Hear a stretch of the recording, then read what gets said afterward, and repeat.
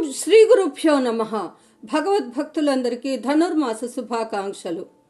ఆండాళ్ తిరువడిగళే శరణం. ధనుర్మాస వ్రతంలో మనము 5వ రోజుకు చేరుకున్నాము. ఈనాటి పాశురాన్ని ఇప్పుడు మనం అనుసంధానం చేసుకుందాము.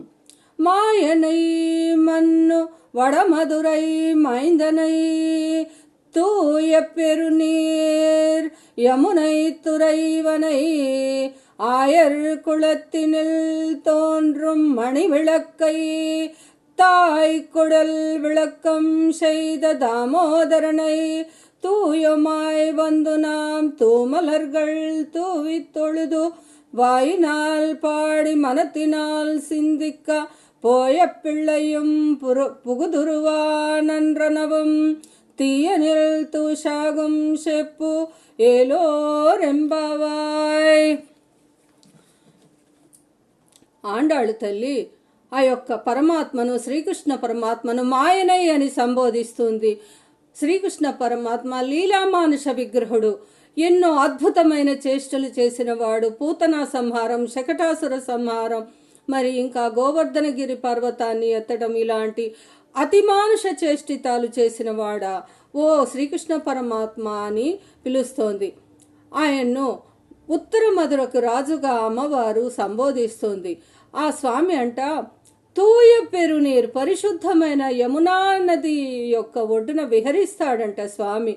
ఆయర్ కులెత్తినిల్, ఆ యొక్క గొల్ల కులానికి, గొల్ల వంశానికి మణిదీపంలాగా ప్రకాశించేవాడంట. ఇంకా తాయి కుడల్ విళక్కం, తన తల్లి యొక్క కడుపు చల్లగా ఆ యొక్క దామోదరుడిలాగా స్వామి కీర్తించబడ్డాడు. దామోదరుడు అంటే ఆ యొక్క ఉదరానికి దామము కట్టబడినవాడు. తల్లి యశోద ఆ యొక్క శ్రీకృష్ణ పరమాత్మని రోటికి కట్టివేసింది పక్కనున్న గోపికల యొక్క మాటలకు.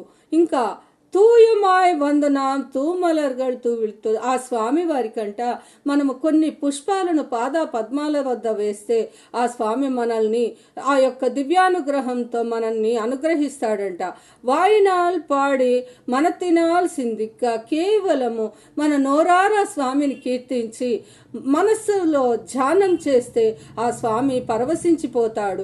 పోయే పిళయం పొగదరువా నిండ్రనవం అంటే అంతకుముందు పూర్వజన్మల్లో చేసిన పాపాలు, ఈ జన్మలోవి, రాబోయే జన్మల్లో అన్ని పాపాలు కూడా దూది కణాన్ని ఎలాగైతే నిప్పురవ్వ దహించి వేస్తుందో అలా శ్రీమన్నారాయణుని దివ్యానుగ్రహం మన పాపాలను దహించి మనను అనుగ్రహిస్తుంది అంటూ అమ్మవారు సెలవిస్తోంది. ఆండా